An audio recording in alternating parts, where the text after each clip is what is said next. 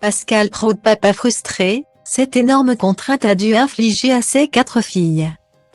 Animateur du lundi au vendredi sur CNews dans l'heure des pros et chroniqueur sur RTL. Pascal Praud s'est ouvert sans phare face aux journalistes du JDD, évoquant la femme de sa vie Catherine. Le présentateur de 58 ans a également parlé des 4 autres femmes de sa vie. Ses filles, originaires de province, de Nantes plus exactement, celui qui a commencé sa carrière de journaliste en étant commentateur sportif a révélé son plus gros regret concernant leur éducation. Ne pas les avoir fait grandir à la campagne loin de la capitale et de sa grisaille. Et pour cause, étant très pris par sa carrière à Paris, Pascal Praud ne pouvait pas vivre trop loin de ses obligations professionnelles. Il explique: faute de pouvoir m'échapper le week-end, j'ai dû infliger Paris à mes 4 filles pendant toute leur enfance. Pour les gamins, ce n'est pas une ville rigolote. L'horreur des parcs bondés après la sieste. J'ai bien connu. Je préfère la plage de la Baule à l'herbe du Champ de Mars.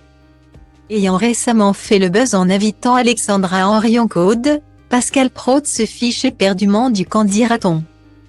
Une base indispensable selon lui pour faire le métier de journaliste. Adepte du débat sans jugement et des discussions.